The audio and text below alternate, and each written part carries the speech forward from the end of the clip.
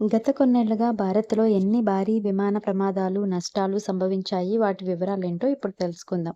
Gujarat అహ్మదాబాద్‌లోని Sardar Vallabhbhai Patel international airport నుంచి గురువారం London బయలుదేరిన ఫ్లైట్ నంబర్ AI-171 విమానం ఘోర ప్రమాదానికి గురైన సంగతి తెలిసిందే. విమానంలో 248 మంది ప్రయాణికులు, సిబ్బంది ఉన్నారు. ఘటనా స్థలంలో సహాయక చర్యలు కొనసాగుతున్నాయి. మన దేశంలో గతంలో జరిగిన భారీ విమాన ప్రమాదాల్లో కొన్ని పరిశీలిస్తే 2020లో కరోనా మహమ్మారి సమయంలో విదేశాల్లో చిక్కుకుపోయిన భారతీయులను స్వదేశానికి తీసుకొచ్చేందుకు చేపట్టిన ఆపరేషన్‌లో భాగంగా బోయింగ్ 737-800 విమానం దుబాయ్ నుంచి కేరళలోని కోళికోడ్‌కు చేరుకుంది. ల్యాండింగ్ సమయంలో అదుపు తప్పింది. 30 అడుగుల లోయలో పడి విమానం రెండుగా చీలిపోయింది. ఈ ప్రమాదంలో ఇద్దరు పైలట్లు సహా 21 మంది ప్రాణాలు కోల్పోయారు. 100 మందికి పైగా గాయపడ్డారు. 2010 మేలో మంగళూరు అంతర్జాతీయ విమానాశ్రయంలో ఎయిర్ ఇండియా ఎక్స్‌ప్రెస్ విమానం IX-812 కుప్పకూలింది. ఇది అత్యంత భారీ ప్రమాదం. 166 మంది ప్రవాస భారతీయులు ఉన్న ఈ విమానం దుబాయ్ నుంచి మంగళూరుకు వచ్చింది. సకాలంలో రన్వేపై ఆగలేకపోయింది. రన్వే దాటి లోయలోకి దూసుకెళ్లింది. మంటలు చెలరేగడంతో 158 మంది మృతి చెందారు. వీరిలో 8 మంది మాత్రమే ప్రాణాలతో బయటపడ్డారు.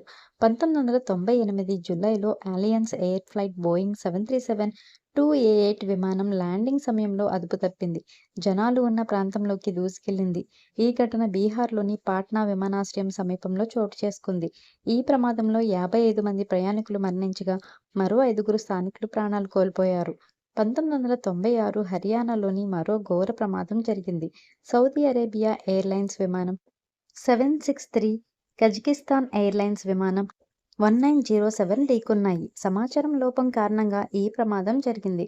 2 విమానాల్లో 340కి పైగా మంది ప్రయాణికులు, సిబ్బంది మరణించారు. 1993 ఏప్రిల్‌లో మహారాష్ట్రలోని ఔరంగాబాద్ ఎయిర్‌పోర్ట్ నుంచి బయలుదేరిన ఇండియన్ ఎయిర్‌లైన్‌కు చెందిన విమానం టేకాఫ్ సమయంలో ప్రమాదానికి గురయింది. రన్వే పైకి వచ్చిన ట్రక్కును ఢీకొట్టింది. దీంతో విమానంలో మంటలు చెలరేగాయి. ఈ ప్రమాదంలో మొత్తం 118 మంది ప్రయాణికులు, సిబ్బంది ఉంటే 55 మంది ప్రాణాలు కోల్పోయారు. బెంగళూరు విమానాశ్రయంలో ఇండియన్ ఎయిర్లైన్స్ విమానం 605 కుప్పకూలింది. రన్వేను తాకడంతో ఈ ప్రమాదం సంభవించింది. ఈ ఘటన 1990 ఫిబ్రవరిలో చోటు చేసుకుంది. ఈ ప్రమాదంలో 92 మంది మృతి చెందారు.